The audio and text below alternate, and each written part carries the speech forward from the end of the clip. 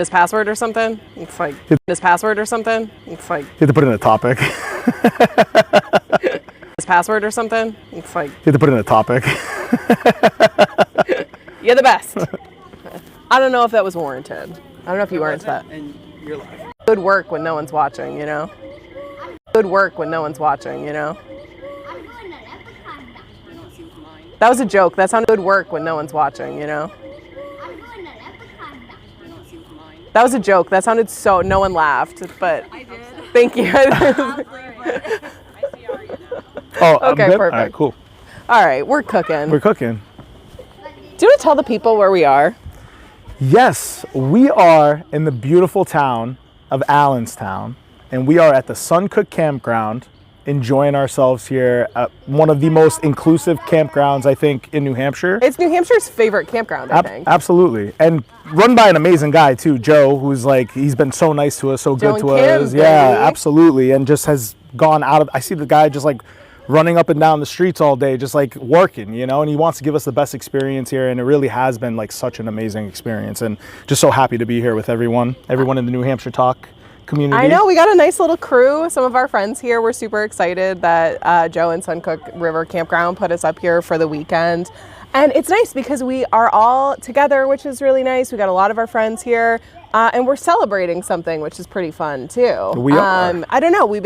There've been some teasing. There's been some like hints going on. What are we kind of celebrating here today? Well, Marissa, you know, we have been yelling at people on the internet for so long, and we think that has hit has hit a critical, you know, I think we've done as much yelling as we can, as you can tell by my hoarse voice. So I am taking a break from that, and I think I'm going to jump into the real arena, running for New Hampshire State Rep out of Nashua, Hillsborough District 11.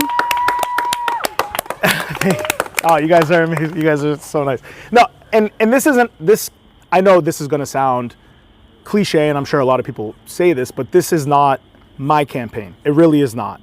I never envisioned myself, at least not so soon, jumping into state level politics.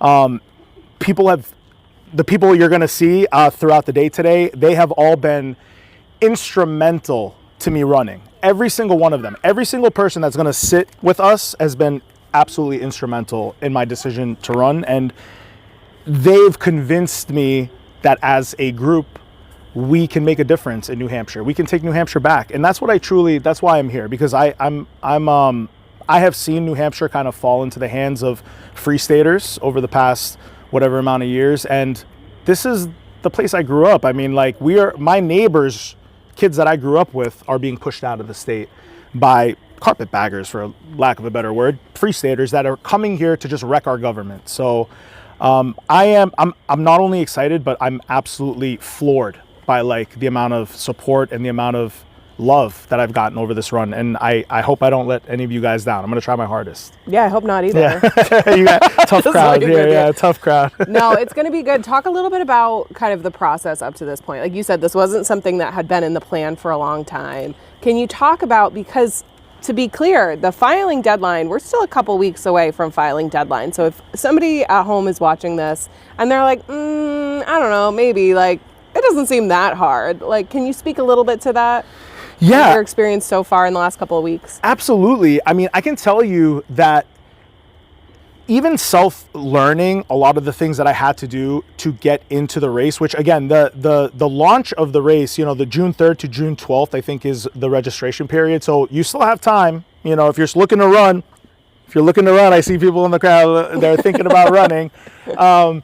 It is not too late. And don't be overwhelmed by the process. Sometimes reading the instructions, getting the checklist when they tell you what you have to prepare for and what you have to do, it sounds a lot more complicated than it is. But it's really a matter of, you know, getting in contact with, for me personally, Paige Boschman, State Rep Paige Boschman, was very instrumental in telling me that a seat was open, and she had me in mind.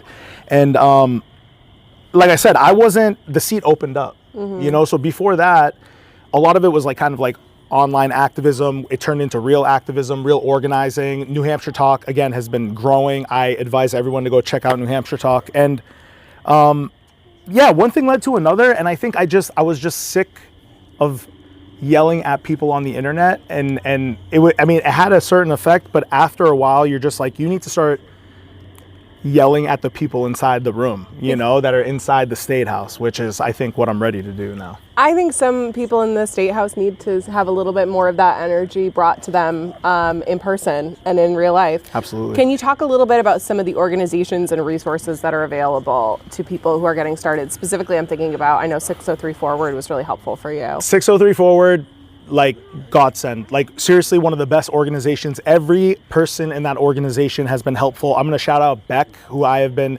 speaking to directly, meeting with during meetings, meeting with me one-on-one. They are always available.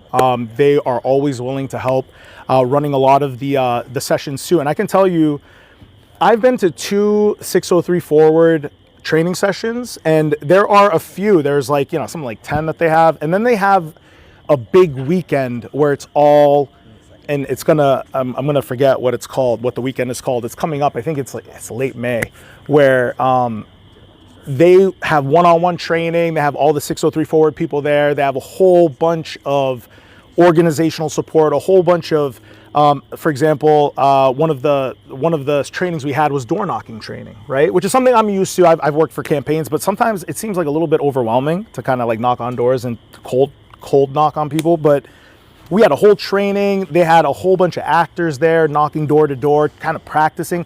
By the 5th door, it's like, send me to the neighborhoods, like, let me go talk to the people. And I think I wasn't the most confident going into the process, but 603 Forward was just so instrumental to making everything make sense for me. And then just shouting out a few state reps too, Paige Boschman, Heath Howard, to making everything make sense for me. And then just shouting out a few state reps too, Paige Boschman, Heath Howard, Billy Butler.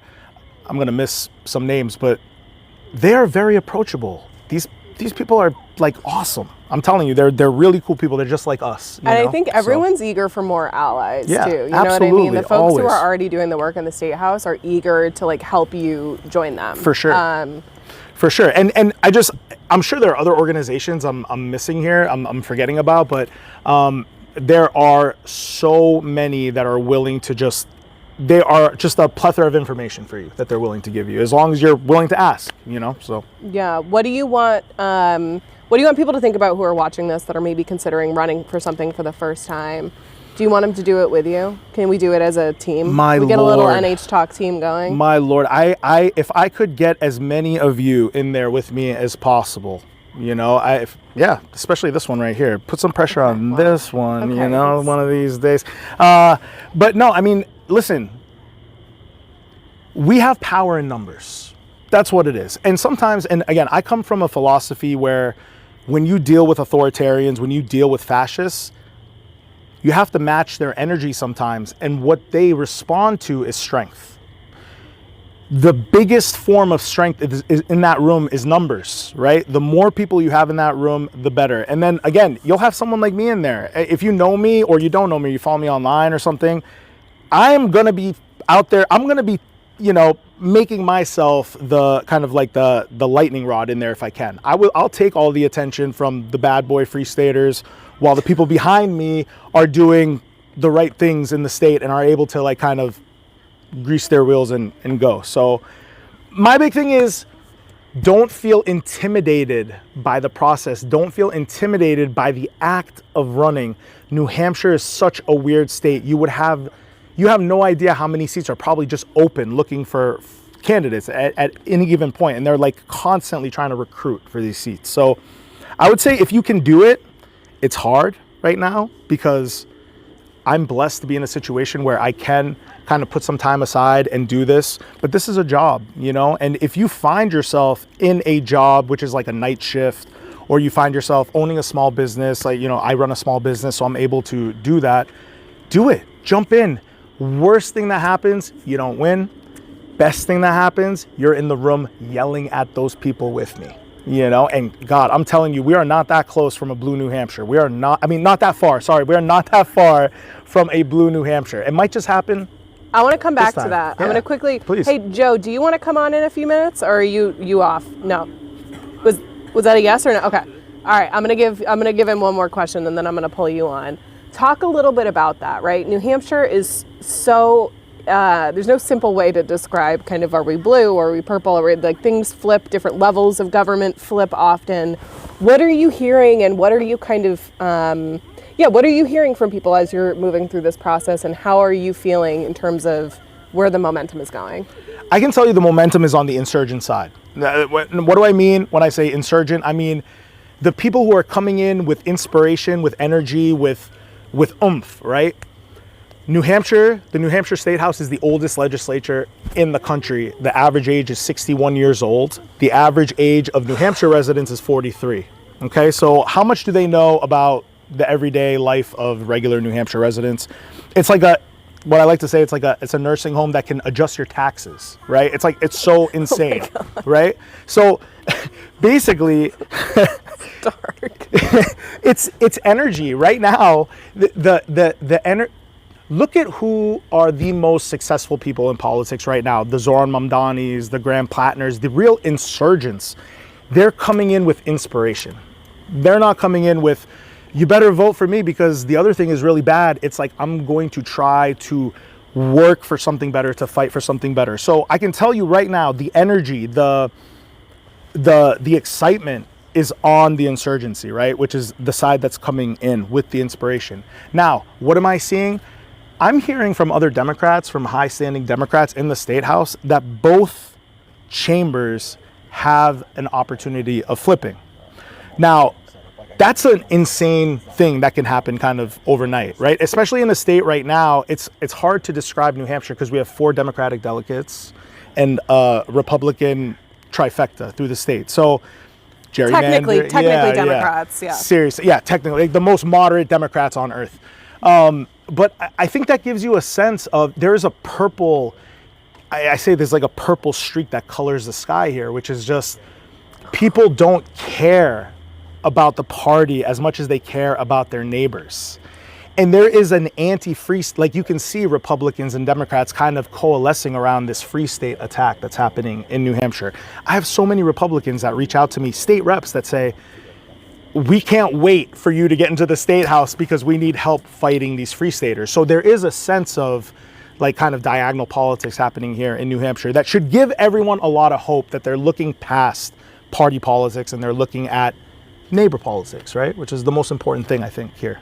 Hell yeah. All right, we're going to bring on some of our friends Sounds to good. hang out with us. This is so fun. We have not done a stream together in like 5 I know, months. it's been so exciting. So coming it's like back. so fun to do it for this reason with so many people who are doing such great work.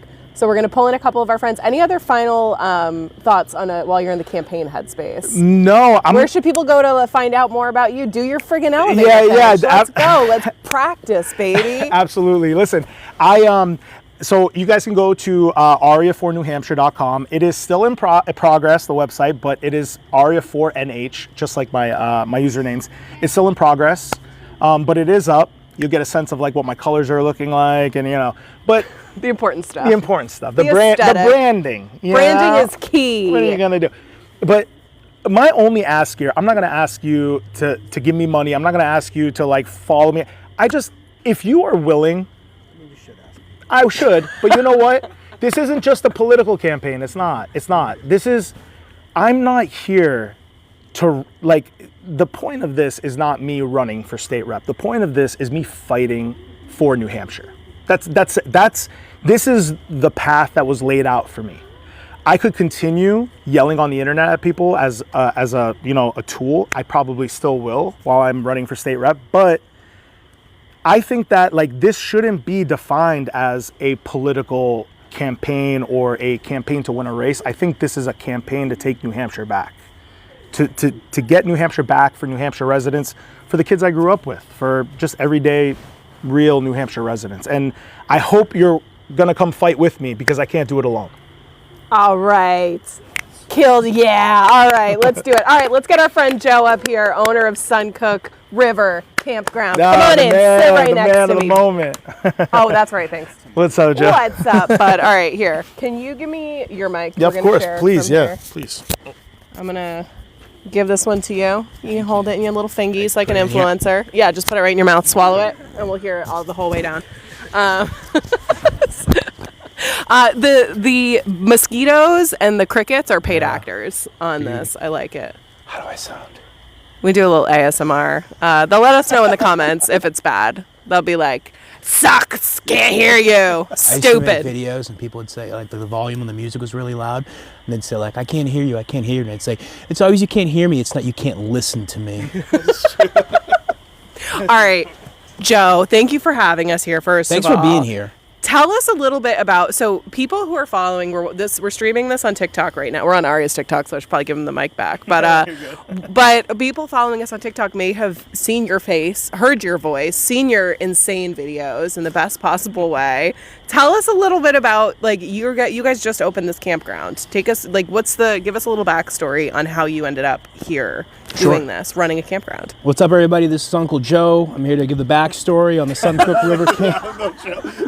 It's like putting me into the Amazing. video right now. So my wife Kim Lindquist and I bought this campground 2 years ago on May 1st. It was completely beat to shit. The prior owner did not do a good job being a steward of the land, which breaks my heart. I always thought that campgrounds were like the last piece of like a respected piece of nature. And unfortunately in New England, you know, they were built in the 1970s, built in the 1980s. They get passed down to the next generation. A lot of times, like, the daughter or the son of a campground owner can't seem to keep up the land. They fall into disrepair. They turn into RV parks. And then they get bought up by private equity. And they lose their soul, they lose their way, and they just become like these ugly, seasonal, soulless RV parks. And so my wife and I retired from our careers in tech. We bought this park 2 years ago. It's been a ton of work. It's been a back-breaking labor of love. We're starting our third season tonight, or last night. We invited as much of NHTok as we could. We built some glamping domes. We've got a bunch of rental RVs. We've got cabins. And we are the only that I know of, progressive glamping campground in southern New Hampshire. We're an hour from Boston. We're about the matriarchy and progressive customers. Let's go. Yeah, round of applause for that. That's amazing. Yeah, that is amazing. And Joe, we were able to speak a little bit when I first got here, and this kind of dichotomy of going from San Francisco tech to coming here, and I'm watching you, man. I'm watching you during the day, like on your tractor, going back and forth, just like working your ass off. And I just want to know why this and not anything else? Because you're just so being in tech in San Francisco, you're so like you're so, I guess, well equipped with skills, and this is just the complete opposite on the other side of the spectrum. So I'm just wondering why a camp as opposed to anything else. So, I mean, I grew up poor. I grew up in Everett, right outside of Boston. My wife grew up in Worcester, or in Boylston, right outside of Worcester. We're both really hard workers. We met at a startup. We were very lucky, very fortunate. We had good careers in tech, but it's hard. Like, it's soulless. You get burnt out. And again, we were very lucky. We had good careers. She went to Amazon. I did a bunch of startups. And when it was over, we decided that, we traveled the world, we stayed in yurts, we went for ecotourism, we just love being outside, we love camping. We wanted to do something with our hands, do something that we thought had value, not do management consulting, not just continue to find a way to suck the juice out of the next generation and stay on top of people and just make a living, but run a lifestyle business that had some kind of emotional value. So we found a campground within an hour of where we're from. We found one that was affordable, which means a fixer-upper, and we've spent the last 2 years earning the next phase of our lives. So we love camping, we love nature, and that's why we're here.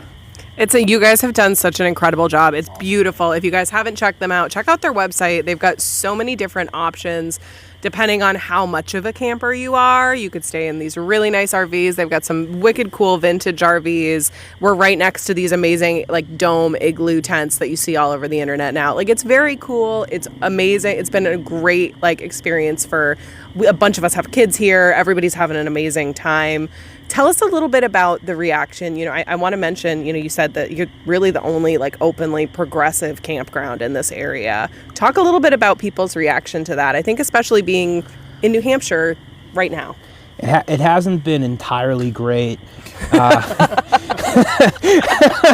the honesty. I mean, like we're getting what we want from this. Like we're really intentional with our actions. Like we were in like go to market, if you know startups. So everything we do with purpose, and we're getting what we want out of this.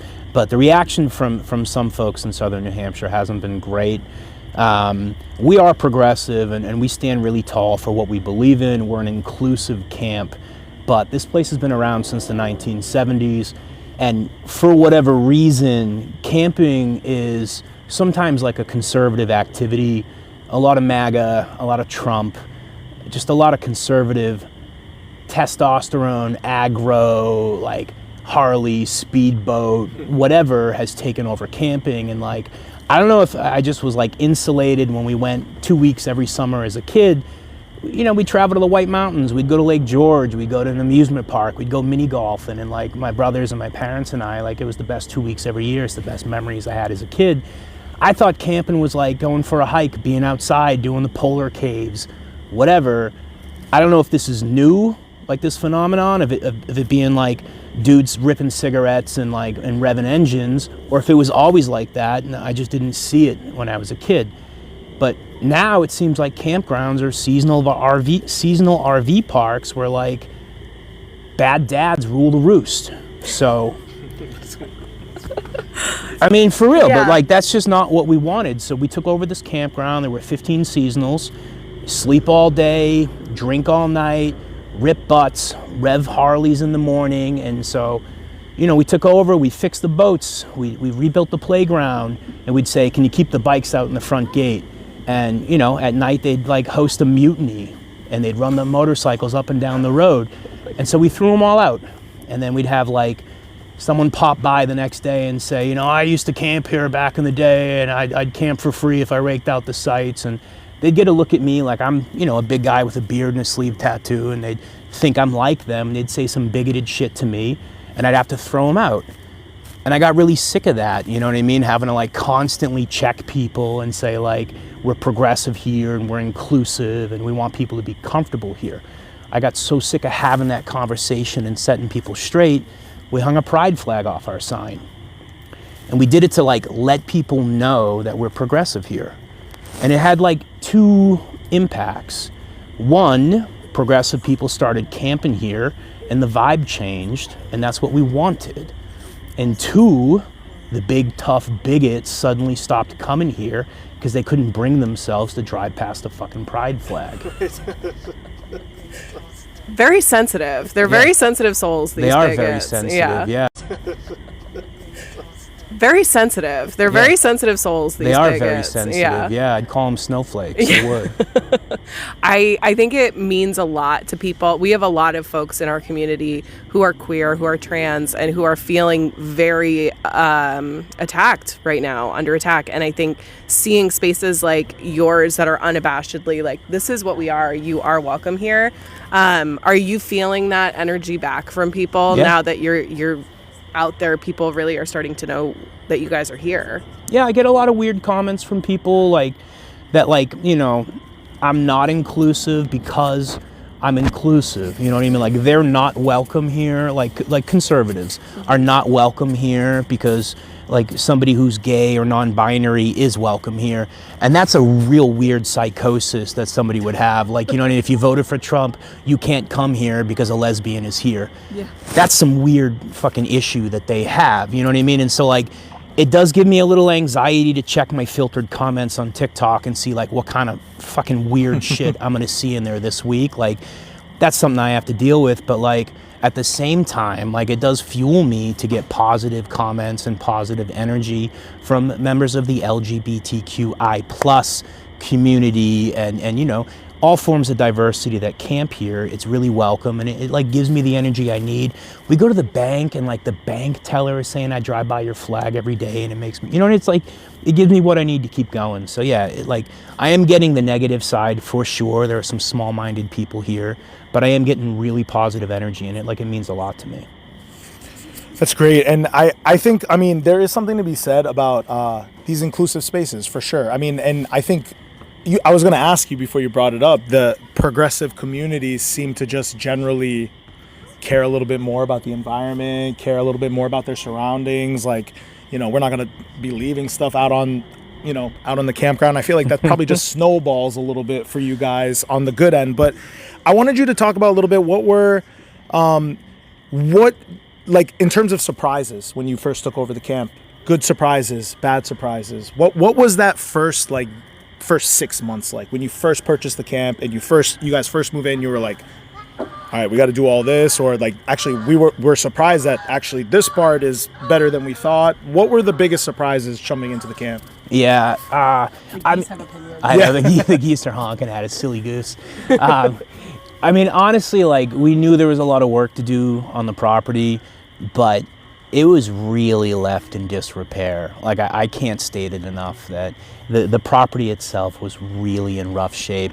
There were like 6 abandoned campers left here. There were like, Oh my God. we filled like 5 20-yard roll-off dumpsters full of like busted radiators, like box springs in the woods. Like it was crazy. Like they never hauled a leaf off the property. They never limbed any of the trees. There were widowmakers hanging off like over every single campsite. It was really in rough shape, and like they never used pressure treated wood. It was like rough cut lumber on everything. And so, he had enough power in the ground for 20 campsites. He zoned for 66. So we knew we had to renovate the property, but I don't think we knew just how much work we needed to do just to get to like stasis. And so that was a challenge. And, they say when you buy a campground, the best thing to do is to shut it down for a year and kind of get some of the work done so you're not working around the customers, and you're not like fighting with people that liked it the way it was. But I was a seasonal camper up by Lake Winnipesaukee, and, there were rumors that they were going to sell the camp, and every year the seasonals were like, oh, this is our last good summer, So we felt bad for the seasonals that we were inheriting from the prior owner. So we bought the place on May 1, they showed up on May 10th, and we stayed open that year and we invited them in. And that was a huge mistake because they wanted the campground the way it used to be. And so I'm renovating a campground around these guys that wanted it the way it used to be. And like I said, like we magnet fished the playground, and we pulled like 4 solo cups full of like nails and screws out of the playground. But like, what do they give a shit? Because they're like aggro dudes that don't care if their kids are on the playground, as long as they can like sleep all day and drink all night. And so like, I'm doing super hard work renovating a campground and then just asking them to move the quiet hours from non-existent to 10 p.m.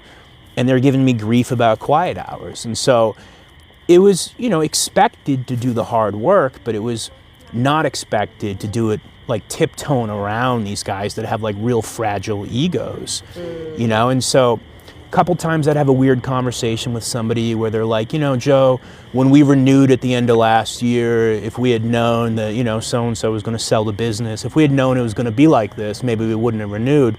And I'm like, that's fucking great. Like, let's get to the office, full refund right now. Like, I can't wait to get you out of here. Like, get your camper and meet me at the gate. You know what I mean? So like, that's like the biggest negative surprise that I had was like, just how hard it was going to be to work with some of the people. Yeah. But I think one of the positive surprises for me has been like the outpouring of progressive people around here. And like, I didn't expect to be this political at a campground. Like I just thought I was going to come up here and like see the birds, and, you know what I mean? Like float the river, you know what I mean? Like I thought it was just going to be like a perma vacation for us, but like suddenly like I'm really thrust into the middle of this shit, and it's like I really sometimes feel kind of isolated up here, and the more I get vocal about being progressive and about being for other people, being for underrepresented communities, like the more those communities are starting to come out and join us here, and like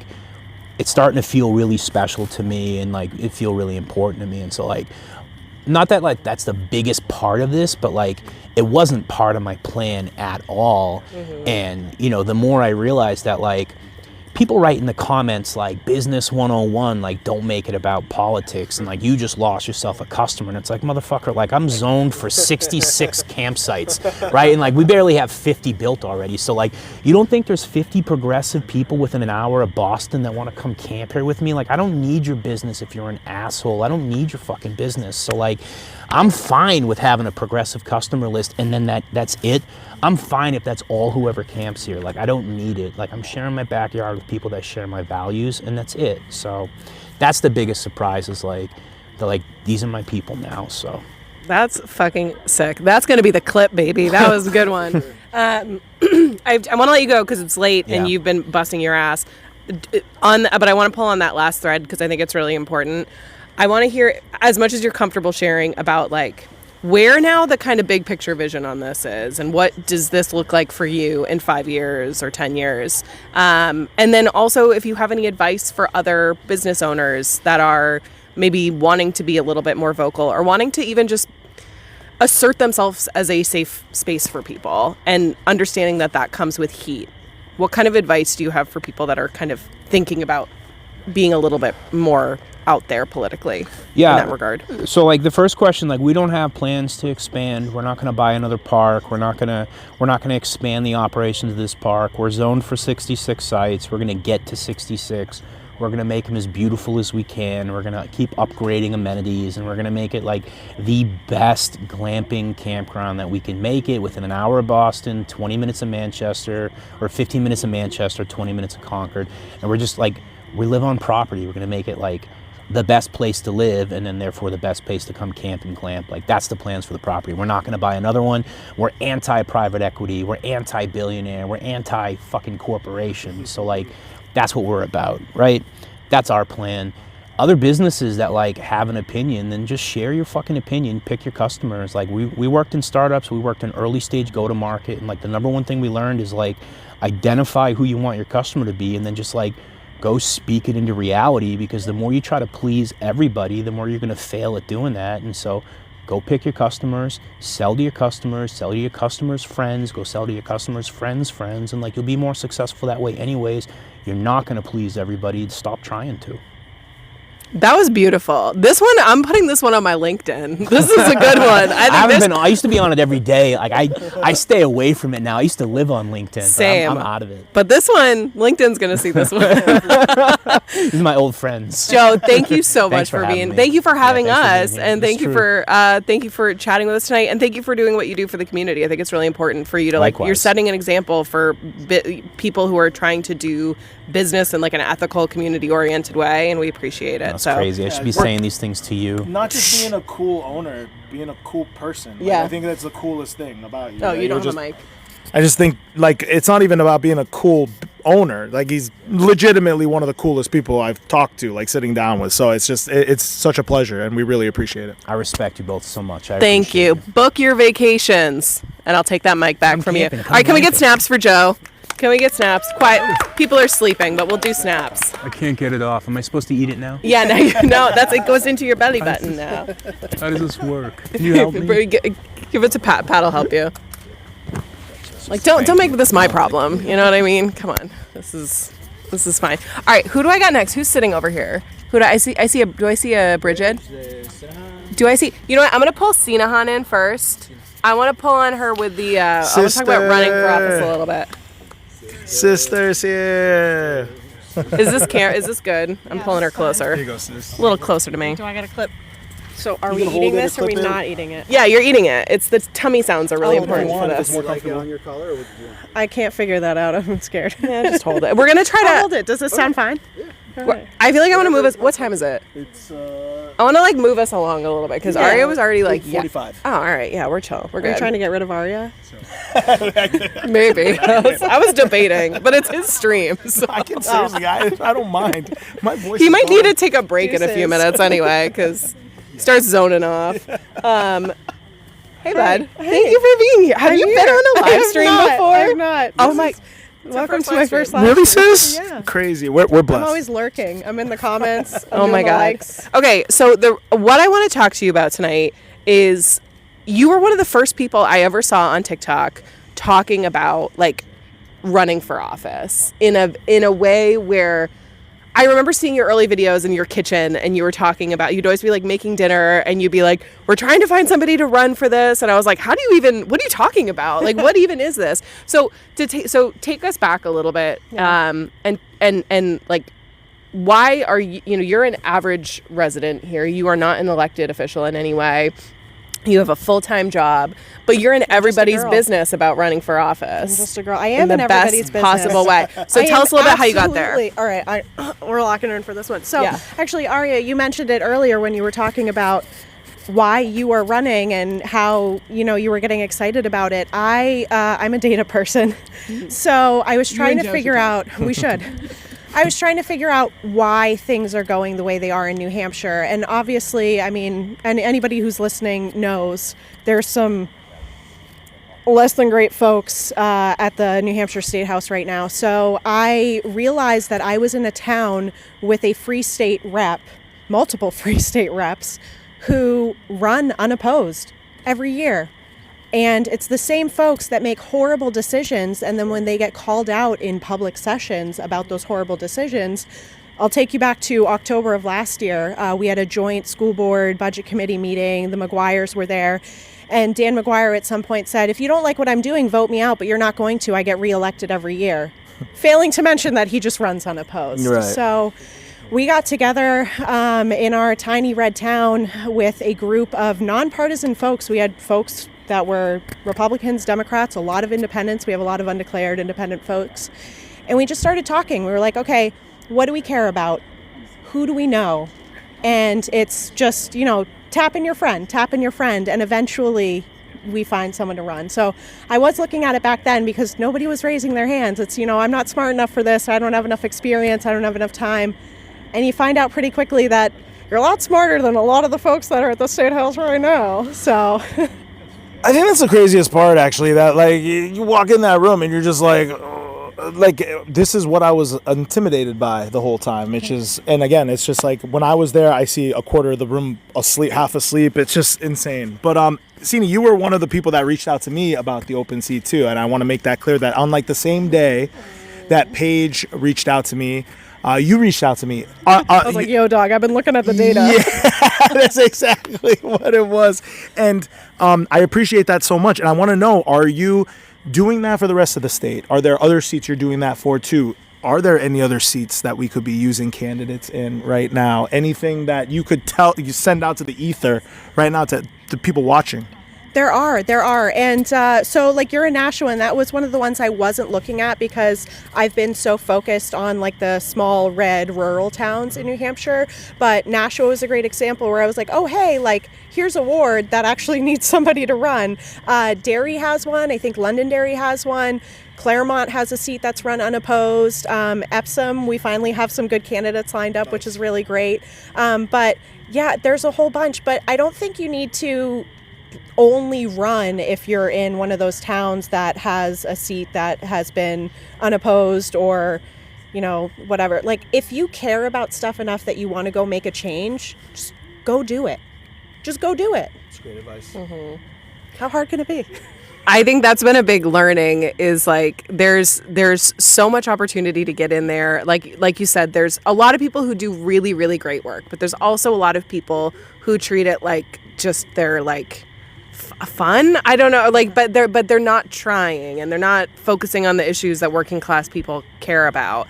I think one of the things, and one of the things I wanted to chat about with you is that you do live in a very deep red area of the state, and that does bring about a whole lot of other challenges.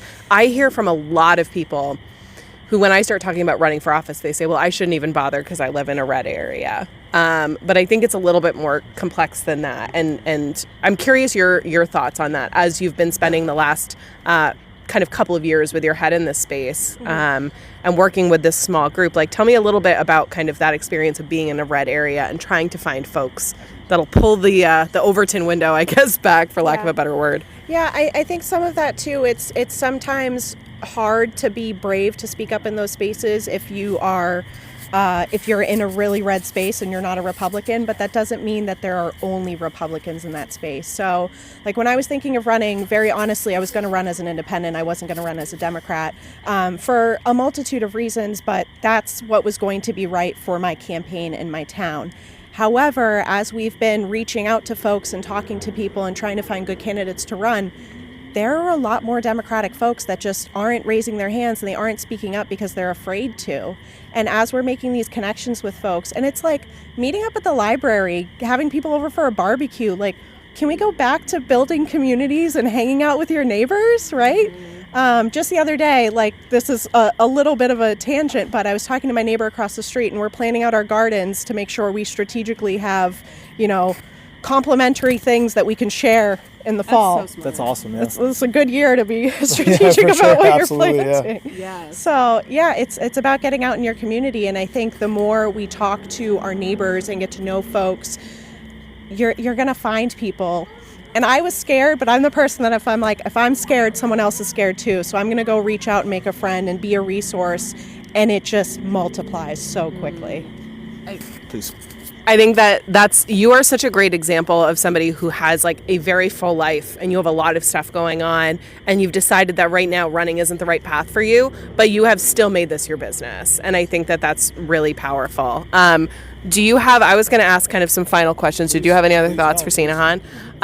But what do you want to share with like the broader kind of NHTok community that's watching? I know you make a ton of great content, but kind of where are you at right now with this? What is like the message you have for people with everything you know, everything that you've been in? What do you think more people need to be thinking about? So we talk a lot about running for state rep specifically, and that's not necessarily right for everybody.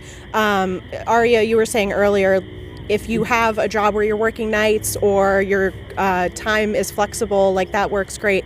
But if that's not the case for you, there's still probably other work to be done. So I was hoping to run and got some news that meant I've got to kick this out for a session or two. But because I was raising my hand and talking to folks and my name was getting out there a little bit more, I got pulled into my school board. So I actually didn't run for school board. Yay. Feel weird for the applause because I did not run for school board. I didn't win that seat, but there was a vacancy shortly after the election and I had multiple people reaching out to me. Please apply, and a couple folks did, and I was the one that got appointed. So that's my position right now. But other than that, like, I volunteer with my food pantry every week. Go volunteer with your food pantry. Go volunteer with whatever organizations you can that support a strong foundation within your community. Hell yeah. I love that. Every Friday morning, she's schlepping those things around. Thank you for everything you do. Thank you for being here and for talking to us. We appreciate you. Who's the next victim? I don't know. Who do we got? Who's on deck? Do I got, let's see. I got Bridge. Yeah, Bridge. Let's pull you in. And then I got Tia on deck. How about that? We got Bridge next. Tia warms up. Thank you. I'll kick us off. Bridge! Some people. Are we sounding good? Yes. All right. We look like we're on Survivor. I can see the camera now. All of a sudden, it looks like we're at tribal council. Oh my God, we should have done a tribal. We should have done a video. Very present.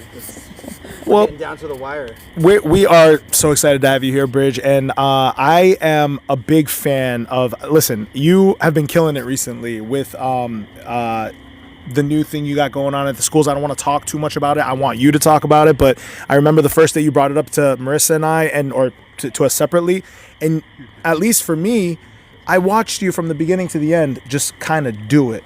And it's so impressive, and I want you to talk about it as much as you want. Please tell us all about what you're doing with these schools. Oh, fun. Well, they're libraries. Yeah, sorry. I'm just like watching this, and I'm like, oh man, I should not have let him start this interview. I'm not a starter of interviews, but not. you understand. You get You know it. what? Some We of them are, should fund our schools better so that people know the difference, but Okay, it's all right. Tell us about how beautiful it is. Unbelievable. So I'm gonna Leave my own TikTok. Do you need to take a break? Yeah, go take a break. So Bridget does this thing that's called Liberty at the Library, Which is a clue to where the venue is. It's been really fun. I really was frustrated with the way there are so many barriers between parents and families, especially people who work a lot, which currently is like most of us, and getting involved in the political space, but also just in your community and in civic engagement in general. And so I noodled on that a little bit, and I work with kids. That's my whole shtick. So I thought of this concept to combine those two ideas and really create a space for working families to come and meet a political candidate who's going to be on their ballot, and also have like a free activity for their kids where that's almost more the focus, and then meeting the candidate and learning about politics in your area is more of like a bonus. So it's Liberty at the Library, and I go across the state to different libraries and have a candidate who can be voted for in that district come, and they read a story to the kids, and then I pull the kids aside and do like a little craft or activity. Last time they got a little rowdy. We were doing a lot of activities, but it all worked out. And then the parents have that chance to use that time to do a very casual, like Q&A, meet and greet, get to know the candidate sort of session, where it's kind of laid back. I'm also working on integrating like community resources, and it's been a lot of fun. I'm really having like a great time with it. Parents have been driving far, like an hour or more, to come to events, which lets me know that we need more spaces like this for families. People are really looking for it. Liberty at the gymnasium. You guys heard that, right? I'm just kidding. No, Liberty at the library. No, That's next year. no, that's awesome. What have you found to be the most difficult part of the process? Like, is it booking the library, talking to the libraries? Is it booking the actual candidate? It's booking the libraries. Yeah, it's totally booking the libraries, because people are really mean to their libraries. And so I will show up and ask a librarian or a staffer or even like a director, and everybody says, "Oh my gosh, I love that idea. It's amazing. We absolutely need that. There's no way we can do that here. Something with politics at a library, we're going to get eaten alive." So it is a little bit of like a needle in a haystack situation to find places that are able to do it, but it's worth the work because we have people showing up, and we have I have a lot of demand. I have libraries that want to do it and feel like their communities wouldn't support them. But I think the more that we see it and the more we see communities showing out, we will have more access to more venues in the future. So just going to keep at it. I just think that it's so incredible how you are tying in you're accomplishing so many different things with this event series, and it's like it's speaking to what you're passionate about and what you're good at and what you're like interested in and energized by. Like, you're so energized by it, and it's so fucking cool to watch. And like, I want that for everyone, right? Like, I want them to find something that fits in their lane that they can be like, I can own this and I can run with it. And one of the things that I've always focused really heavily on is encouraging people to like work with established organizations or go through these like proper sort of established channels. Right. But I kind of love that you're doing this by yourself. Because, I mean, maybe talk a little bit about that. Well, so first of all, I don't do well with following direction or reporting to people. So it felt like a better idea for me to just like find a need, which is another option. I didn't want to take something that was already being done. But I felt like there was this deficit of places where not just working parents could come, but families could come. And the kids were kind of the focus and the politics were the bonus. That really was what I wanted to create.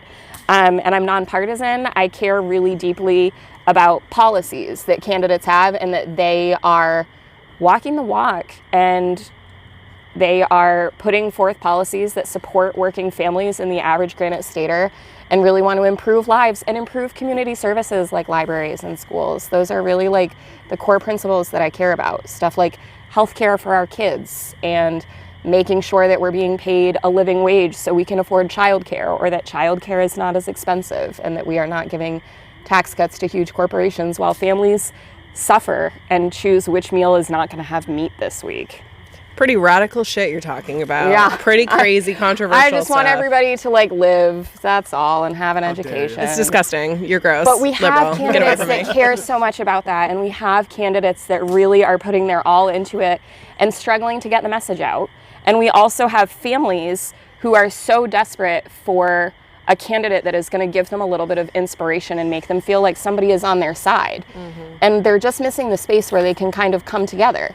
It's so true. It's like you are absolutely meeting a need. And like as a parent, having something to do on a Saturday morning with your kid, that's free. And then also like kind of check something off your to-do list of like, Absolutely. oh, I should pay attention. There's election coming. Yes. So to that point, and then we'll let you go back to your evening. But tell us a little bit about what the next event you have coming up is. My next event is Saturday, May 30th with Heath Howard, who has been like highly requested. So I'm excited about this. And it's going to be at the Northampton Public Library in Northampton, New Hampshire. And that's Saturday, May 30th at 10 a.m. I'm so excited. I want to add one thing. Yeah. A librarian who wanted to support my idea, but like knew that her library would not be on board, told me that this is particularly important in spaces like libraries because so many towns, especially little red towns, don't have like a big flourishing downtown where communities can come together. And the library is that community hub. It's the spot that everybody can go to. It's a third space that doesn't require a financial bar to enter or anybody to be able to like meet any kind of level. And so creating something in that space is really also making it more accessible to everybody. I loved that like library being the community hub for people. I thought was perfect. It's so true. We have no third spaces anymore. So I think it's amazing that you are doing your best to work within that constraint as well. It's great. It's been a lot of fun and I'm excited to keep doing it. Ask your libraries, by the way, and find me at Hey New Hampshire and tell me where they are because I'm desperate. Hell yeah. Thank you for being here. And thank you for doing that work. Absolutely, I appreciate it. Yeah. You want to pass that mic off to Tia? Yeah. Do you want to take another second guess at No, you're doing starting intros up? now. I'm done with Do you take a intros. break? Anybody need a spray down? I'm done with intros. Yeah, actually, give me that. The candle, I can put it in front of us if you want. There's a bug That's okay. candle. This is like got all the chemicals in it. My brother's a hunter, so this is not good for anybody. Oh my God, yeah, bring me who wants to bring me a marshmallow? No children. No children on camera. Is that my husband? Yeah. No, I've got one. Thank you though. Hello, welcome. Hi. All right, I can't see anything past this light, so I don't know what's going on. Just don't look at them. Hi. Hello. Hi. I'm so happy to have you on. This is like our second time streaming together now. Yeah. So you've done this is not your first rodeo. No. Give a quick intro and talk a little bit. So this is our friend Tia. Mm-hmm. Tia runs the Manchester Diaper Pantry, which is such an incredible, speaking of filling an like incredibly important need. Talk a little bit about, for those who haven't heard of the Manchester Diaper Pantry, give us a brief overview and then we'll get into some of the like behind the scenes goodies. Yeah. So the Manchester Diaper Pantry has been around for a couple of years. Originally, it kind of operated out of a like little church organization. But the person who was running it was like, hey, like I'm moving to Colorado, shutting it down. And I was like, no, you're not. 2:00 in the morning, sent her a text message, said, hey, let me have this. And she's like, yeah, sure, whatever. So now I run a diaper pantry. I took it over from what it was. We moved out of the space that it was in.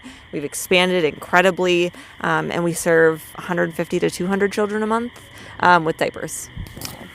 That's amazing. And Tia, I saw you had a string of videos talking to Adam Sandler. Do you have any luck with that? Getting Adam Sandler to show up to one of those shows? No, I didn't. He did not come. But it's really funny because everybody recognizes me in Manchester now. They're like, "You're the lady who was yelling at Adam Sandler on TikTok." And I'm like, "Yeah, that's me. Can I have my coffee?" That's so funny. No, I want you to talk more about that event too. I know some of the people that went to that event spoke very highly about it. Paige Boschman, I know, was there. She spoke very highly about it. But do you have any other events coming up too? And definitely talk more about that comedian event that you had, the stand-up comic event. Yeah, the comedy event was so fun. I had been planning that for honestly not that long, but I wanted it to go off without a hitch because I personally love comedy. I think there's just like so much too like going on in the world that we're living in where like we just need a break. We need comedy. So to throw that event, it was just like it gave me such like joy to do. I sold out the room to like 80 people, which is insane because I'm just Tia. So I looked around and I was like, oh my gosh, I can't believe I did this. Like I was like looking at people like, is this real life? And we raised a lot of money, but most importantly, we got our name out there, right? Absolutely. A lot of name recognition. Mm-hmm. The social medias like went off. Like it really boosted things for us. We've gotten so many letters in the mail of like, hey, we saw your TikToks.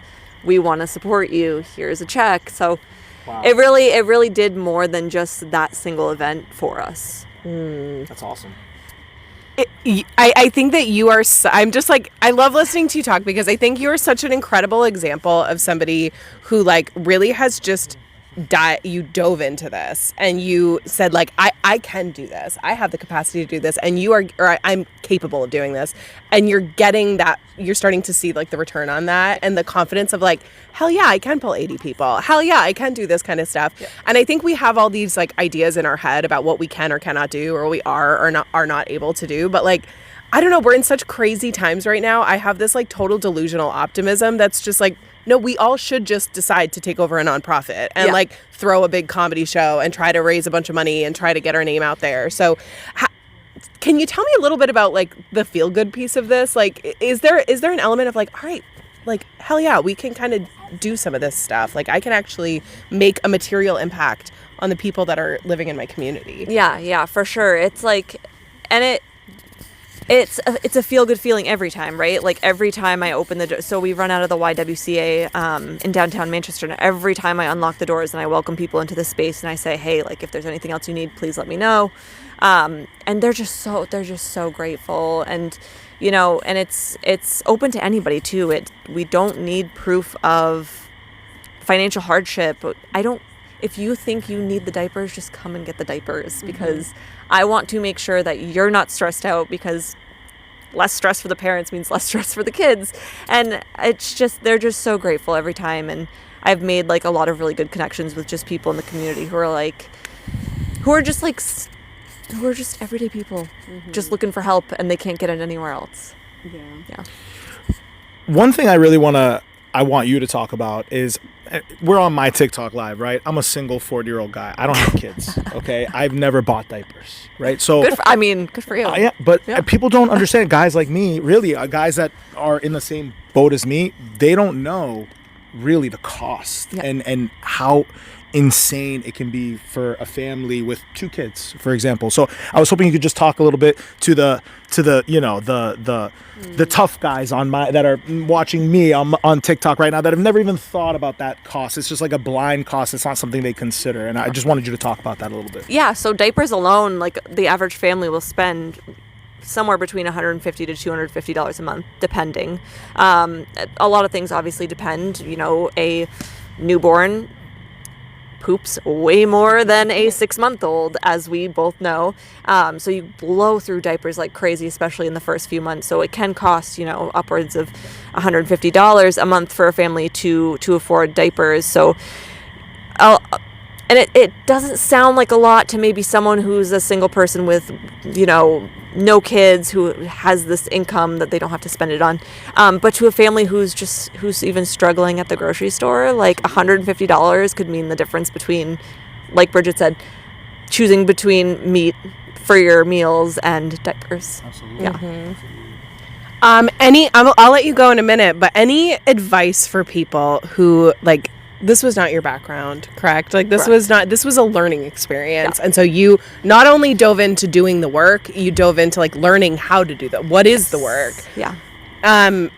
Any advice for people who are maybe like, I have this crazy idea. Should I like go off and do this thing? You know, what thoughts do you have for them? Yeah, so I mean, like find something that's like relative, I guess, like, right? So like I'm in maternal health, so it does, you know, connect to what I do for a living, but also I've never run a nonprofit before. I didn't know what bylaws were. I didn't know how to find a board of directors.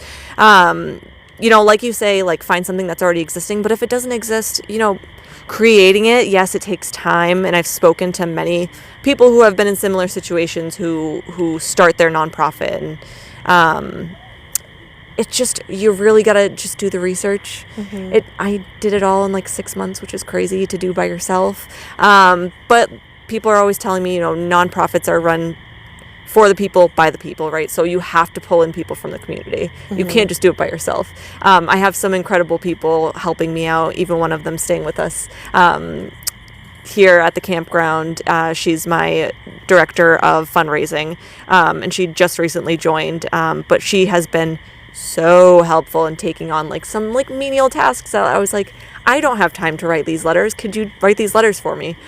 So, you know, reaching out to people who may have a few extra minutes in their schedule to help you out is super important. Yeah, like finding people that you already are in community with. How did you meet? Did you and Sarah meet? Yeah. If it's personal, you don't have to answer that. I'm just curious. No, I honestly can't even remember how I met her. I think we met on TikTok. I think that I went on live with you. No, because that was after. Yeah. I think I just started following NHTok, honestly, and then like somehow our lives merged, and she lives right down the street from me. That's amazing. I would have never met her otherwise. I think like using these tools to like find and connect with each other is so powerful. So Tia, thank you for what you do materially and also for just like giving us the inspiration, because it's really amazing and I appreciate you so much. And I'm glad you're here. I appreciate you guys. Yes. Yay. All right, who are we gonna drag in next? Does Ken's have a marshmallow for me? Is she gonna feed you live? I would like that. Okay, all right, cool. Is this Thank where you, I leave? Tia. Do I leave now? Just got a s'more. Amazing. Perfect. Oh my God. Thank you so much. None for Arya though. No. No s'mores. Once you run for office, I'm done with you. I'm like, He's a candidate now. It's very unflattering to eat s'mores on camera. I, on the other hand, I'm not running for shit, so I'm gonna eat this fucking s'more. for your subscribers who want to watch you eat a s'more while we do this. Thank you for coming on. I didn't know if you were gonna chat with us tonight. It's good to be with you. Well, it's late. It's us and the frogs and the geese and the fly. I almost said flies, but the mosquitoes are hanging. So yeah. Can we talk? I mean, we don't have to talk about work. Can we talk about NHTok? Yeah. Can we talk about just like, okay, so obviously like people view you as like one of the founding mothers, right? Like you with your pink headband telling me things about New Hampshire politics were like activating for me and a lot of people here and a lot of people probably watching. Mm-hmm. What has it been like for you? You know, you've been working, you work at the state, you're at the State House all the time. You've been advocating on the behalf of moms for many, many years. You've been in this rodeo for a long time. What has the last couple of years felt like? There's a lot of ways it's felt worse, but I imagine there's some ways that it's starting to feel different as well in a positive direction. Absolutely. Well, so I'm going to eat my marshmallow while you answer that question. Well, I was going to say first, I think Arya got a great tutorial today on how to do a bee, like with my camping, my glamping makeup at camp. So if nothing else, Arya's learned how to do his skincare because of my TikTok. So that makes me proud. It's true. And it's looking great, my friend. Thank you. I learn from the best. Yeah, hey. Over the past couple of years, it's been just really crazy, I think. I don't want to discredit the work that you all have done to help create. We're just being friends. Mm-hmm. I mean, but that's we talk a lot about community, right? And Hell yeah. We have created this community, and even just the few folks that are here tonight, like I was saying to you earlier, in this sort of full circle moment, I was in a meeting last week talking about vacancies, and names are being thrown out in the room, and they're like, oh no, Arya's got that one. Oh, we hear that someone else who is on this trip right now might be running for another one. And so it's really cool because, just a couple short years ago, we were all kind of just doing our own thing solo, and now we've created this humongous community of people who are like supporting one another, running for office, doing amazing things, helping each other. Helping each other go through huge life changes. And it's all of those things that's going to help drive us to the change that we need, not just the hey, running for office, which is great. But it's just all the things. So I don't know, huge changes. And also it's great to see some of the older generation, thank you so much for your work. We're really thankful for a lot of the work that you've done.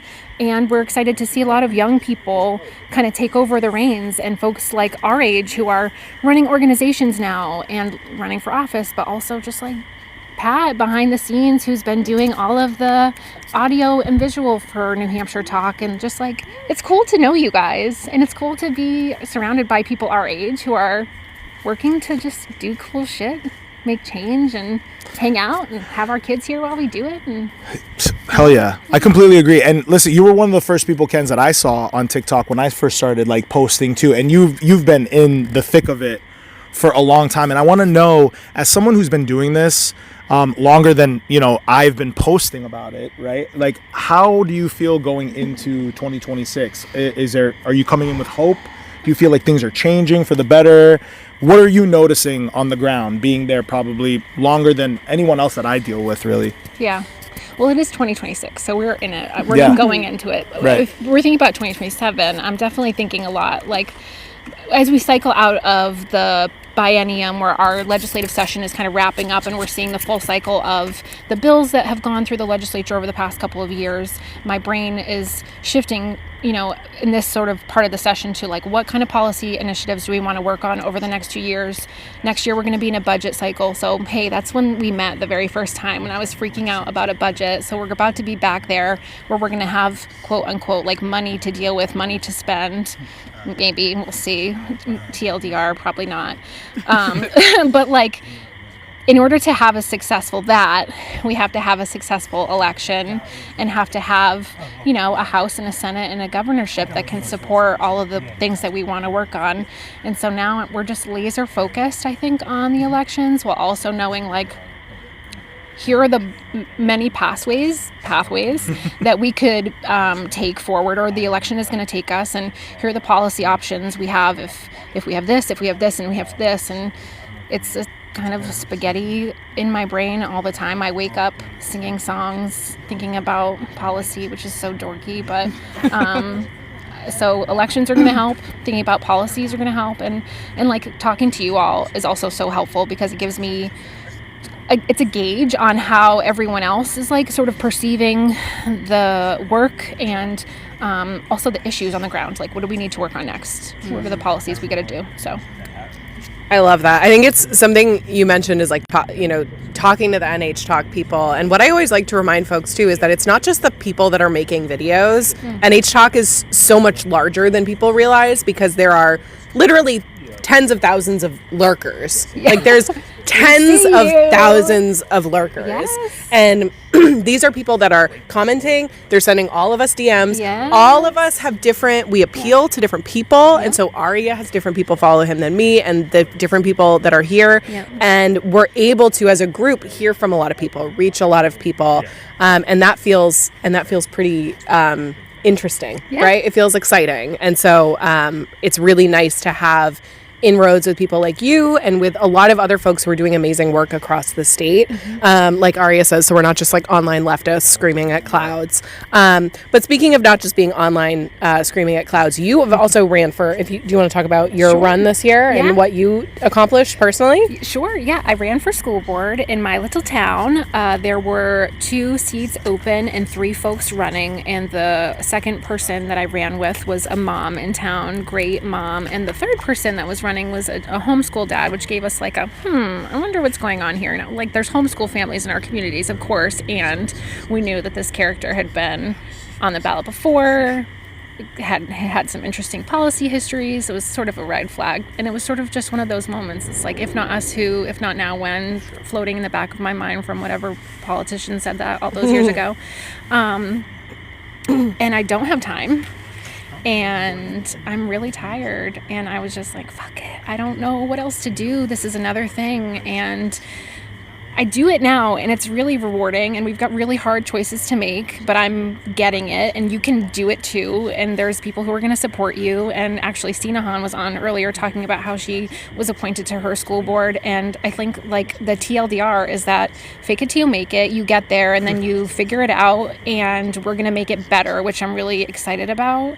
But all that to say that like all of us have more than I think we realize. I get that we're all really tired, and that it's a lot to be in this all the time. We're all dealing with like the cost of everything going up. We're all dealing with these issues, and so we're all carrying a lot, all of us at the same time. So I don't want to, minimize that, but at the same time, like, you can do this. Please step into the work if you have any capacity, whether it doesn't have to be run for office. It can be help AV, so that we can produce amazing videos that help people understand the process, or help us create social media content if you're creative, or you want to write songs or like make art. There are so many ways that you can get involved, and we just really need folks to like open yourselves up a little bit, come out of your shell. I know COVID made us like afraid.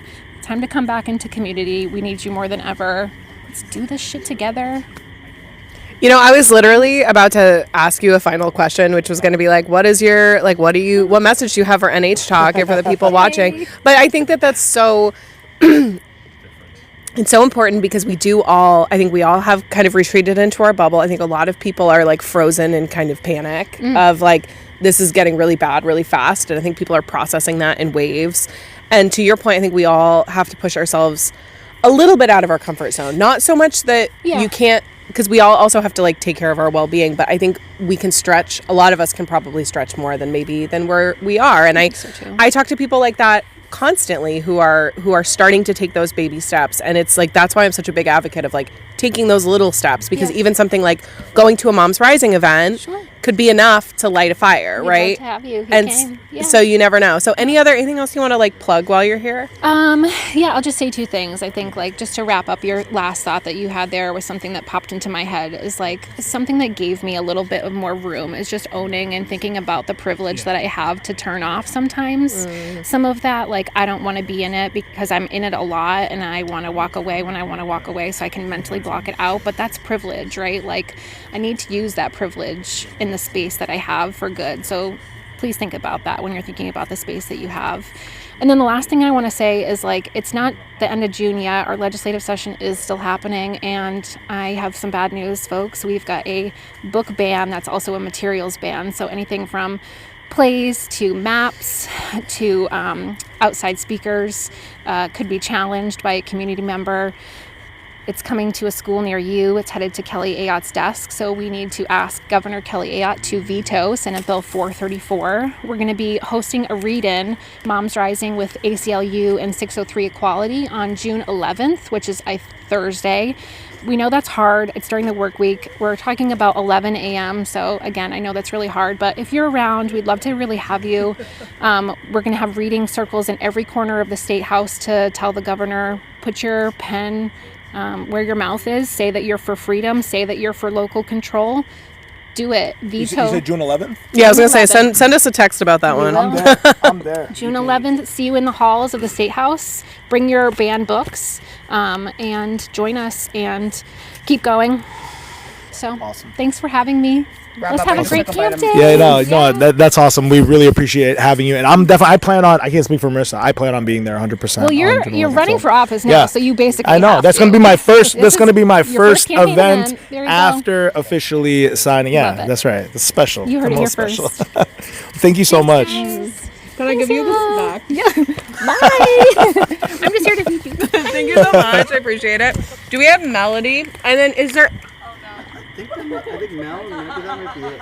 I think that's it. Does anybody else want to go on after Mel that I missed? Give me 1 second. Okay. 1 second. Christy, you're good. Do you want to come say hi?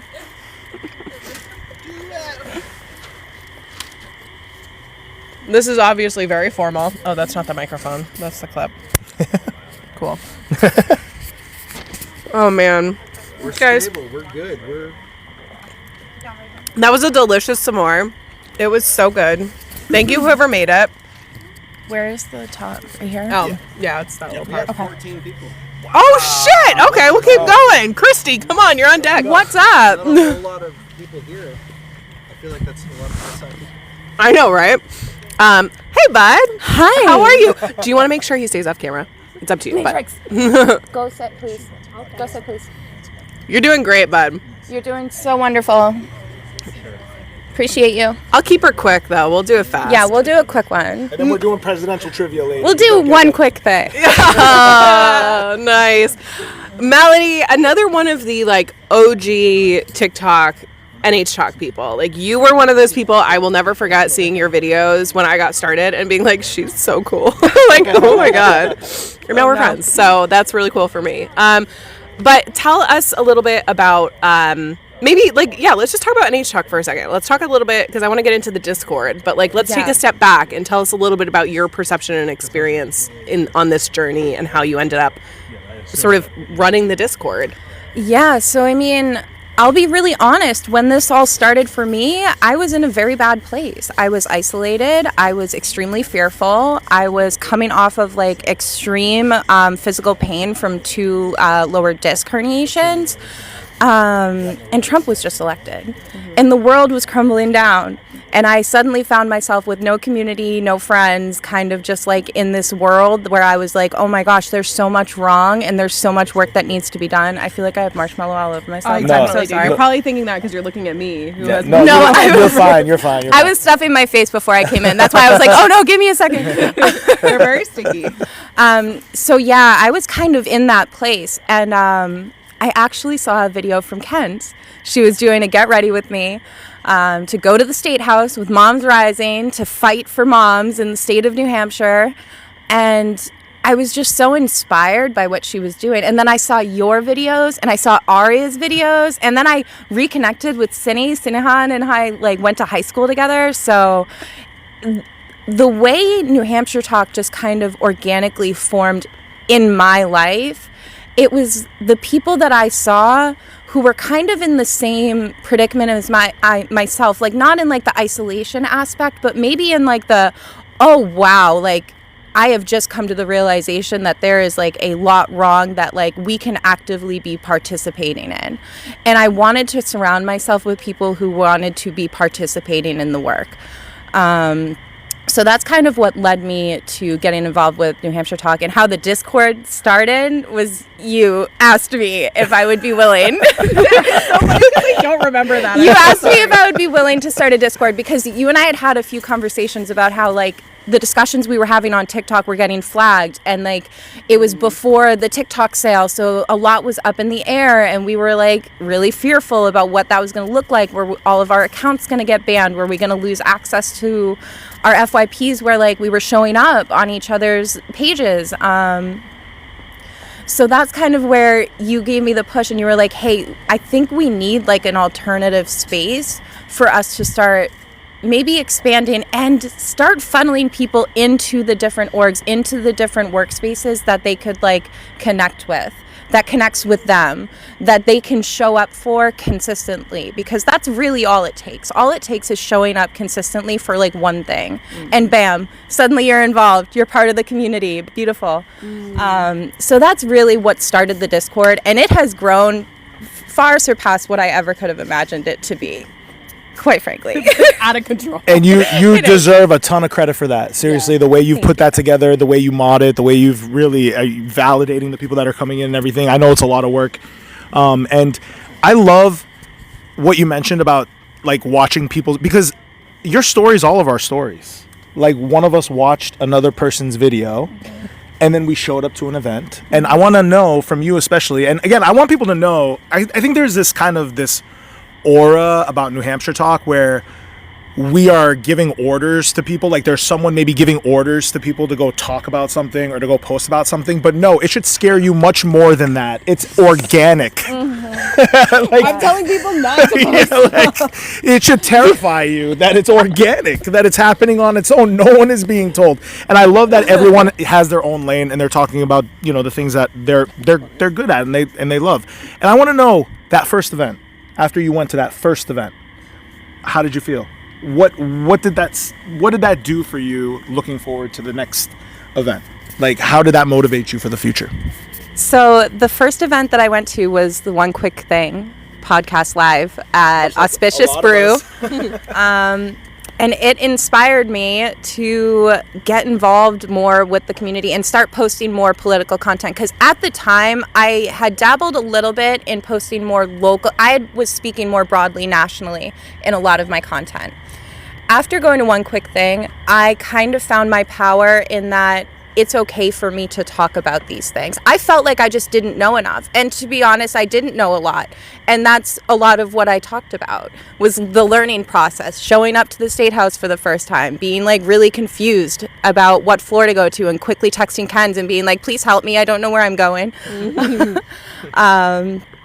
Yeah, I mean, it really inspired me, and that's why I really hope everyone can at least show up to like one event, because that's all it takes, is just showing up that first time to ignite the fire and meet the people, and to meet the people that you could be comrades with in this fight for whatever it is you want to change, you see like a better future in. That's been a thread in a lot of our conversations tonight, is like people meeting one other person too, that kind of like was able to introduce them to somebody, then got them into a room, and like truly it is just getting into a room, right? Like my event is like a Moms Rising event that Ken's through with Christina Warner Hamilton from Repro Equity Now. They threw an event and that like activated me, and it really is just like get yourself out the door, start meeting one person, and you just never know what ripple effects will come after that. I want to go back to the Discord just for a minute.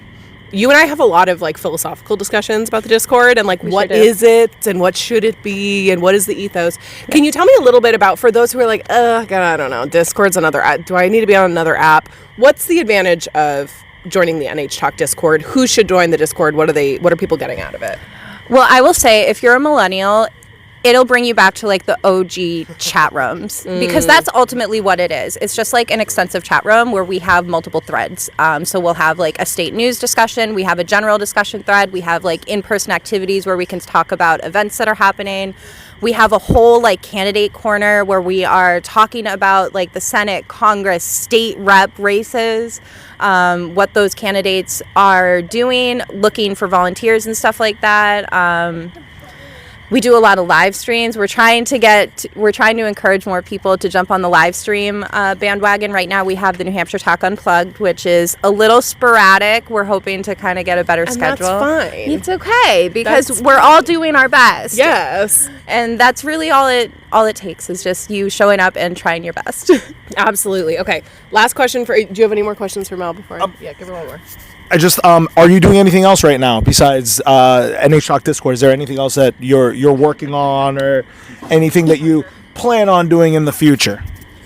Oh my goodness. A lot of something. What do you want to I am about? So I am an active member of the Southern New Hampshire chapter of Democratic Socialists of America. I do a lot of work with my comrades there. I am also the comms lead for a grassroots political campaign, someone who is running for U.S. Senate, Krishma Manzur, which I'm very proud of that work. Yes. She is queen, and I think we can get her there. And that's actually the last thing I'd really like to touch on. Is that if we want corruption out of our politics, if we want big money and super PAC money out of our politics, if we want genuine representation, we must be standing behind the candidates that are not accepting PAC money, that are genuinely coming from good places, that are standing on the correct political platforms, that do not falter. Their voice doesn't quiver when asked the hard questions. Like they truly stand for like what's right. We need to be standing behind them and helping them in any capacity that we can. Whether that's phone banking, canvassing, donating $5, sharing posts online, it helps much more than you could ever realize. So join the fight. Amazing. Thank you. Yes, everyone's clapping. Everyone loved that. No, it's so true. Thank you for everything you do. We barely even touched on. Do you want to give a quick 30-second mutual aid speech of because you are such an incredible advocate for just getting involved in mutual aid, and I do want to make sure we talk about that really quick. So something I think is very, very important is that we are focusing on building parallel systems to the harmful systems that are failing us consistently, because those are not going to change, and they're especially not going to change in time to help the people that need help right now.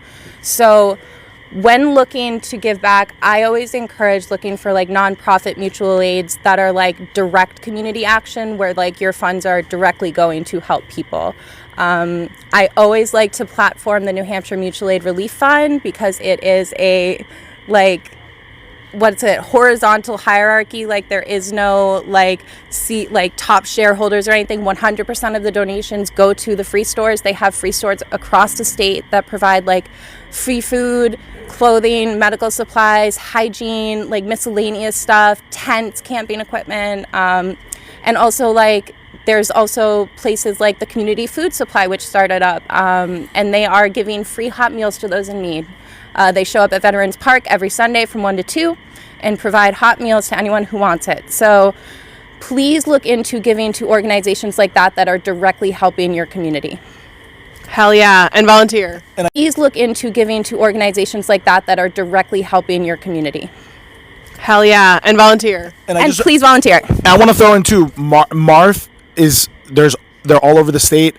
I learned about MARF specifically through Mel, and I went to Nashua MARF for the first time last week, and I'm telling you, the work that they're doing is just phenomenal. It's just, and like you said, it's all volunteers, and you get a sense of what community is when you're working with these groups. And I think it's so important. And I think it's so important that's what you're advocating for.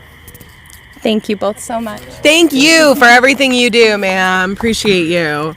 Also, like, Mel, I'm ready for Mel to run for office. Like, she's got some stump speech stuff there. Christy, do you want to pop in for a few? Want to say hi? Come in, just say hi, and then we'll let our neighbors rest. I'm like, what time is it? We're getting late. But I wanted to pull you in real quick and say hi. Tell us, Christy, you have been such an important member of the NHTok community for such a long time now. And like, you create such amazing content and you are fighting the fight in real life. You're bringing a lot of great, like, you are such an incredible advocate for like workers' rights and unions and all this stuff that we all, I think so many of us hold in very high regard.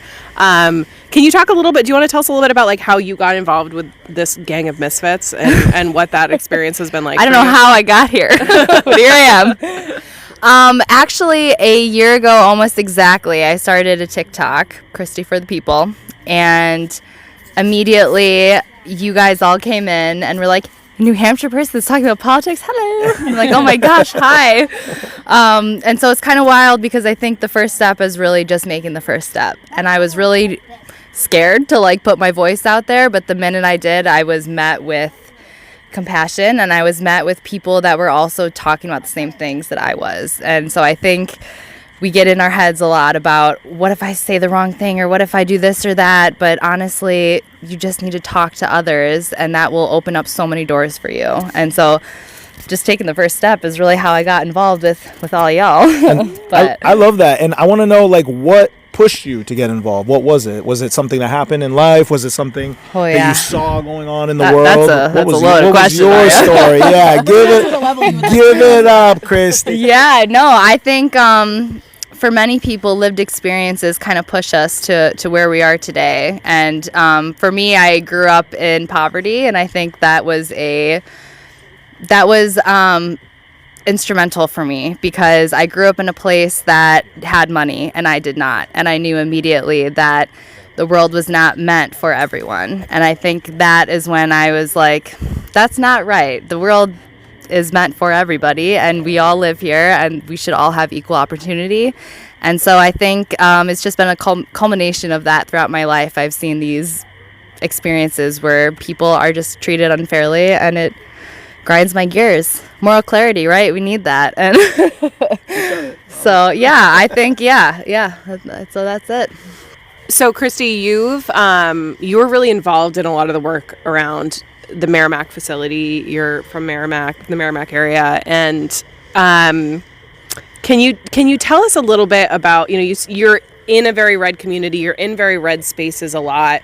Do you have anything that you would want to, like, any advice to share to folks in the NHTok community who are feeling like maybe isolated and alone and like they're the only one in their workplace or in their community or in whatever their space is? Do you have any advice for them on how to kind of move through that experience? Yeah, I think taking it back to the first part about the first step is the hardest, but the first step is needing to talk about what you're feeling. Even if your voice shakes, right? Whatever that quote is. Like, it is not going to be easy to have these conversations, but I feel like once people start talking, they find that other people agree. And then they say, whoa, maybe I'm not wrong. And maybe I'm not living this falsehood that things could be better. Maybe they actually could be better. And I think my advice would be, if you are nervous to take the first step, go under an alias name, make your own TikTok that has got nothing connected to you. And I think if you do that, you'll be surprised that there actually is a lot of people that agree. I mean, there's so many, this New Hampshire talk is just it's just the epitome of like what we're trying to gather here, like community. And it's just amazing to see. There Love is it. so much space for so many different types of people from different backgrounds with different perspectives, and we just appreciate everybody who's like lending their voice to this because you bring so much to the table that's unique to you. And so can you I want you to plug your TikTok. And then last question is just, is there anything right now that there's a lot of darkness, there's a lot of happening, is there anything making you feel optimistic or energized right now? Hell yeah, this space. Like you guys, every single day that I log into my TikTok, I like wake up in the morning and I'm like, I don't want to do this today. Fuck this. Like everything is falling apart. And then I see you guys talking your shit. And I know that we are doing something. People are finally talking about it. For so long, nobody knew what was going on because nobody was plugged in. And now I see this, so many more people talking, like coming up on my For You page that I never knew before. And I'm like, wow, there's like more and more of you. I love it. Like cockroaches can't get rid of us. Yes. Just multiplying, yeah. Yeah, no, I think like being in a space where you... it's like, again, it's hard to put yourself out there, but when you find community, it is like you got to keep striving for that. I think so many of us our whole life have lived without that community, and once you find it, you realize how vital it is to your mental health, to your well-being, to everything. And it is how we get through this. It is how together is how we get through this. Like you're talking about the labor movement, like everything with unions is power and number, solidarity. When you have more people together, you can make real change. So we got to just keep pushing through, as shitty as it can be sometimes. Hell yeah. We got to do it, and we will do it. We'll do it. We'll get through this. I somehow appreciate you so much. Christy for the People still? Yes, Christy for the People. Follow her on TikTok. She makes some incredible stuff. Thank you for being here. Thank you, guys. Christy for the People. Yeah, you know, I started my TikTok wanting to run in 2026. You know, shit happens. Unfortunately, could not do that this year, but 2028 is happening. Merrimack. We're building, baby. We're building. We can't wait. All right. Thanks, Thank you, Christy. guys. Here, I'll take that back from you. Oh my God. Wow. Oh my God. We should probably wrap it up. It's late, but like that was awesome.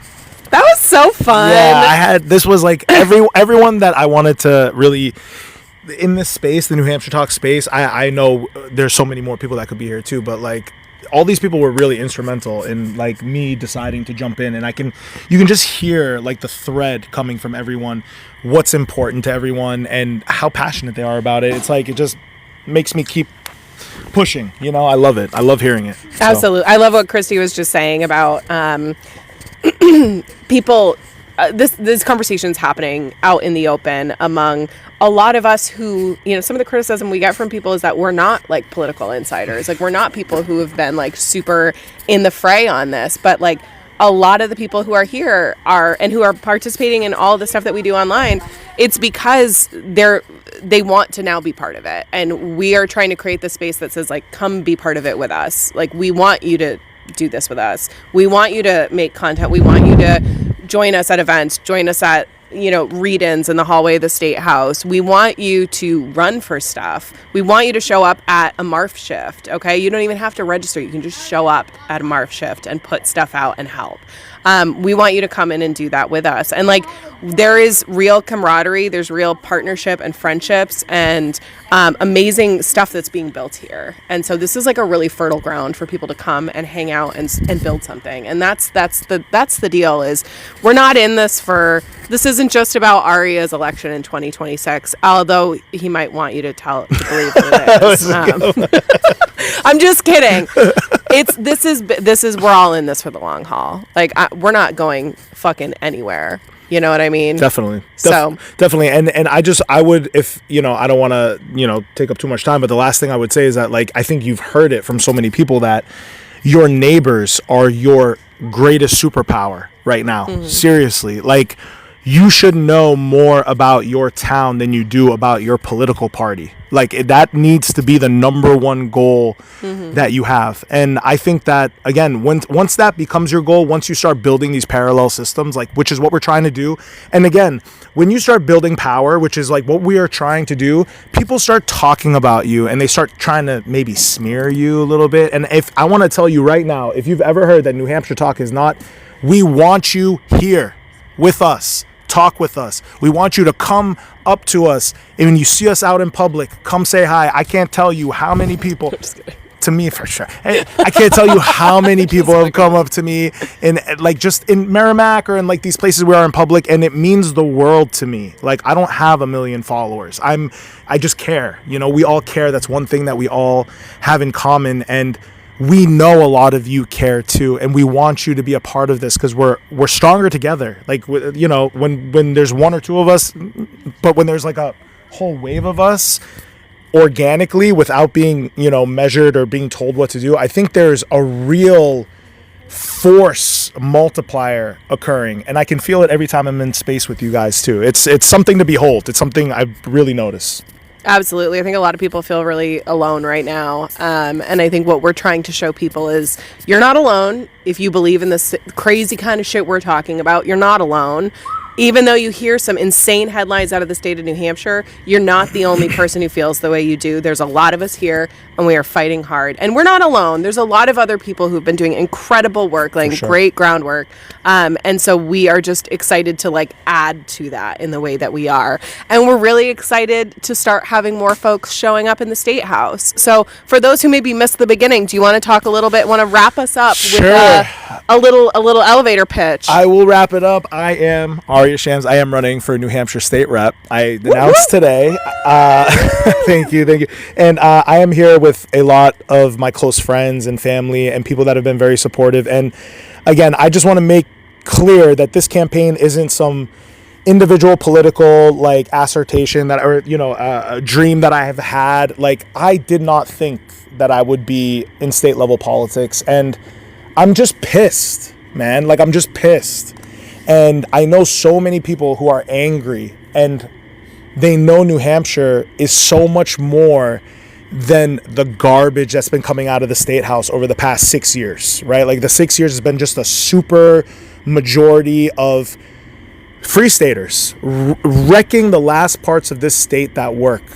And I'm begging you guys, I need allies in there. You know, I'm in a blue area. You know, I don't know. It would be terrible if I'm one of the first blue people to lose my seat to a red person. I don't see that happening, okay? But when I'm in there, I need help. There are people in there. There are amazing reps. They need your help too. So if I could tell you anything, is that don't be scared by the process. If I can do it, okay, you guys can all do it. Serious. September 8th. Thank you so much, Pat. September 8th is the primary. November 3rd is on the ballot. September 8th is the primary that I'm on the ballot. November 3rd is the general. So definitely it's the same as your midterm elections too. The dates are the same as the federal delegation election. So pay attention and jump in the race. It's not too late. June 3rd to June 12th. Tell your Nashua friends. See, look, Pat's learning how to be the PR. That's my comms director. My comms director. The next one quick thing. Oh yeah, thank you, Pat. Oh my gosh, Pat's doing so great. He knows I'm petering out because it's like after 9 p.m. So he's like, Marissa's falling asleep in the chair. Marissa had to give me a lollipop halfway through this. It's like distract me. Yes, oh man. Okay, well, I have a podcast called One Quick Thing. I host it with my friend Emily. We do a monthly live show at Auspicious Brew in Dover. The goal of the podcast is to get people off their couch and doing something. Do one quick thing that makes you feel more connected to your community. This month, we're hearing from our listeners, and we're inviting our listeners to come on mic, tell us a little bit about something that they do in their community that has made them feel more connected, made them feel more human, not alone. And so we'd love to have you come out. It's May 26th, 7 p.m. at Auspicious Brew in Dover. I'm at Hi, This is Marissa on TikTok. You can find me there, and you can find all the details over there on my thing. And the last thing I want to say, that's where I met Marissa at One Quick Thing. That's where a lot of us met. I'm telling you, if you're around, come. I'm going to be there. A whole bunch of people are going to be there. We'll see. And I want to plug I want to plug one more thing, is that our friend Pat is having a show June 4th, Rochester, New Hampshire. It's also my birthday. I will be there. We are going to, it's going to be an NHTok celebration at Rochester. What's the name of the bar? The Garage? The Garage. I remember. See? Yeah. God, I love you. Rochester, June 4th. Be there. We're all going to be there. Come hang out. Please. You can sit with us. Come hang out, guys. All right. Thank you, guys. Thank you everyone who spoke. Appreciate you guys. Snaps love for you guys. Just all of you. Love you guys. Appreciate you guys. Thank you.